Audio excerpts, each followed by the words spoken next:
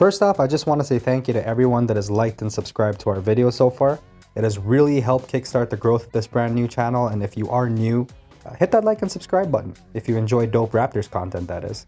And with that being said, let's move on to why Toronto Raptors' Dalano Banton has all-star potential. Now, Dalano Banton grew up in the Rexdale neighborhood. As we all know, he is Canadian, and that's Rexdale, Ontario, which was also where all of his close friends lived and where he later attended school. He started playing basketball with his uncle Dennis when he was living in his grandmother's basement when he was just a kid. His standout basketball skills would then be noticed and later exposed by his coach, Yusri Salhia. I really hope I'm saying that right. Who he is grateful to till this day for helping him take the steps necessary to make it to where he is today in the NBA. This past summer league of 2021, our second round pick was put to the test. The Raptors expected more from the 6'9" guard who had played in a fast-paced offense in Nebraska. They urged him to pick up the tempo to insane levels. They wanted him to put rival defenses on notice by always going all out and creating as many fast break and transition opportunities as possible. And we all know Banton, once he gets that board, he's blazing down that court. He's a beast. Very fast in transition, very explosive as well. And given his size, that's really scary for any defense. He pushes the ball very well on offense, off of rebounds or turnovers. Now, it wasn't all lilies and daisies once Banton got drafted. He had to adjust to his new situation. He worked with assistant coach and former NBA player Earl Watson during training camp and preseason to learn how to stay composed with all this increased pace. So it's one thing to go fast. It's quite another thing to maintain control while you're doing it. Now, Banton said this during the preseason, and I quote, "It feels incredibly fast for me, being a rookie. So I'm simply trying to make things work by slowing down the game in my thoughts. And I think mentality is one of the most crucial elements for a rookie to have a healthy version of. Because if you are not mentally in check and you're entering the most competitive and the best basketball league in the world, then you're gonna get eaten and your opportunity can fade away as quickly as it came. So mentality is super important, and knowing that this could end at any time should fuel one to perform their tasks and their jobs better and take things more seriously. And Dalano Banton has that. He has that attitude and he has that persevering mentality. After all, he wasn't even supposed to be playing right now. Banton seemed to have figured it out after only 5 games into the season, because the tempo, it picks up as soon as he logs into the game, if you guys notice. Banton has been great for the Raptors as a point guard off the bench, especially after his unexpected stellar start to the season. The fact that he's even in the NBA and not the G League right now, the fact that he's getting minutes the way he is, he's part of a rotation, probably comes as a shock for a lot of y'all. It certainly did for me in the beginning. Not so much so once I saw how he played in preseason. I said, boy, this guy has a chance. This guy has a chance to come and play in the big league this year. Screw next year. Now, Van Vliet went on to say about Banton, and I quote, "That's a skill in the NBA, being able to push the pace, collapse the defense. And once I think he gets a couple more gears, like a little bit slower, he'll be even more dangerous out there moving, and it's hard to guard." And he's not wrong about that. Freddie, you're definitely not wrong about that one, because the man is 6'9", he's got length, and he can dribble. That's definitely not easy to guard. I concur. At the moment, Banton is a one-trick pony, okay? I'll say that. He's like a pianist who has only mastered a couple of pieces, okay? The key, according to Van Vliet, is broadening his arsenal, learning to slow things down when necessary, improving his three-point shooting, which he did struggle with in college, and developing more in terms of his half-court and pick-and-roll skills. See, Freddie also went on to, and I quote, "Sometimes you make passes that you believe are open, but they actually aren't." He just said that on Wednesday. He went on to say that that's something you'll learn, but his eyes, and he's talking about Banton here, are always in the correct position. I just instructed him to shoot the 3 from day one because that's probably his main concern. And he walked up and banged down 2 for 3. And he's talking about Wednesday's game here. There are major things to like about Banton's game, and here's why I think the NBA needs to watch out for the Toronto Raptors' Dalano Banton. Because length is number one. Banton is a 6'9" point guard and played that position throughout college. and continues almost 10 games into his NBA career to play that same position. He has a nearly 7-foot wingspan. It's about 6'10" and some change. That's about Ben Simmons' wingspan. And because he's only 21, he may grow. I mean, you just never know with the food these boys eat these days. This makes him a problem for other point guards because the majority of the league has smaller sized players at that position. Another strength of his is his defensive IQ.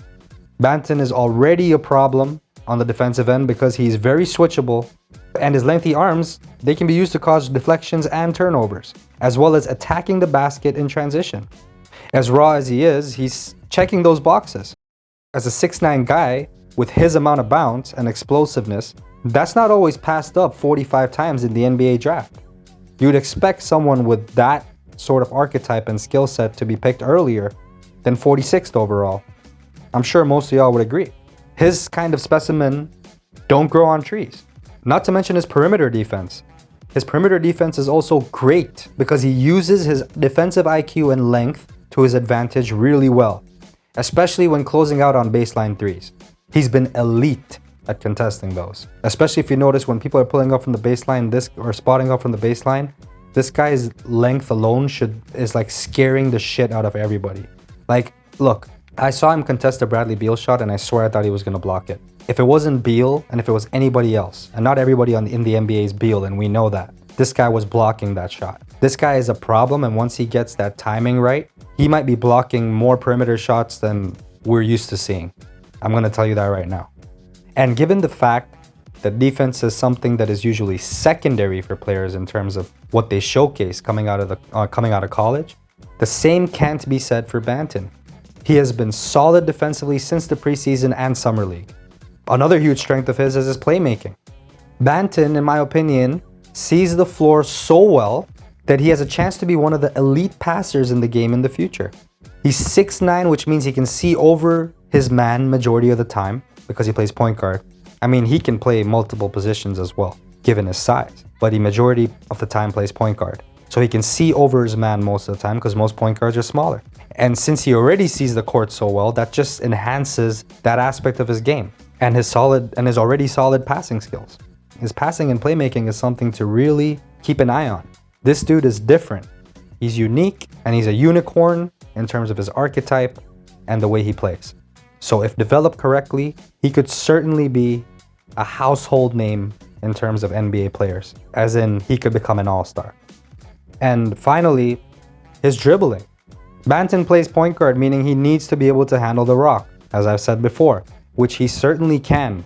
He has a tight handle and a great sense of protecting the rock when he does have it.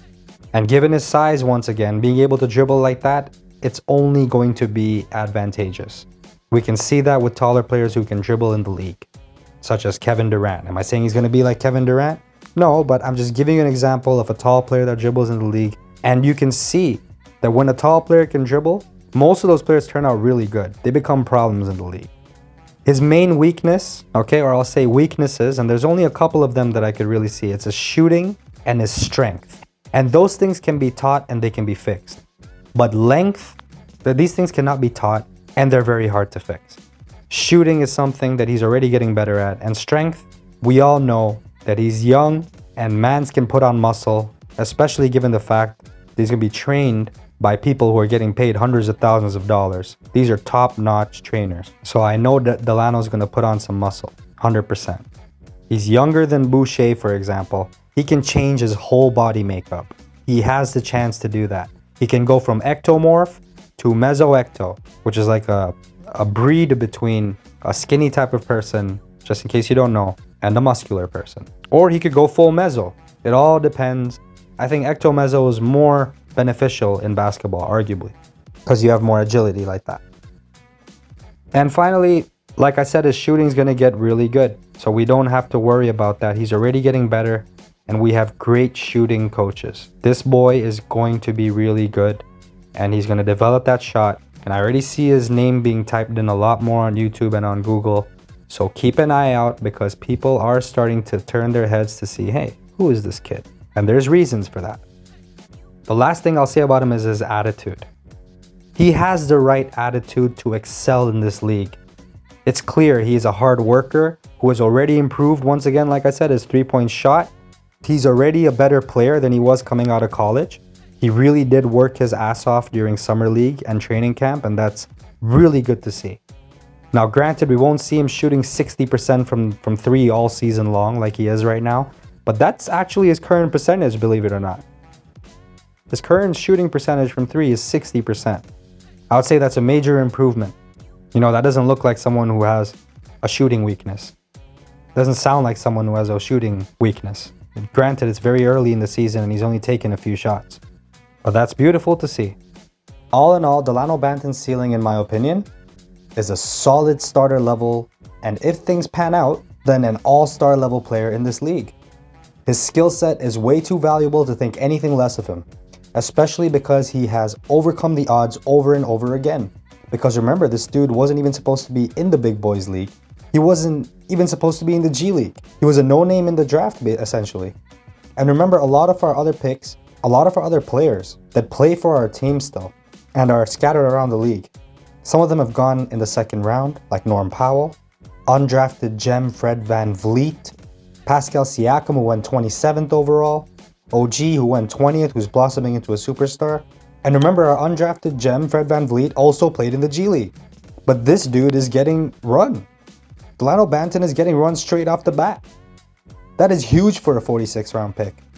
This is a steal. I'm going to say it right now. Dalano Banton, as long as he keeps developing the way he is, he will be in the future looked at as the steal of the 2021 draft. And for me, that's a safe bet to make given what I'm seeing so far. Once again, thanks y'all for listening. This has been a pleasure as always, making y'all content. Let's go for that win number 6 for the 6, baby.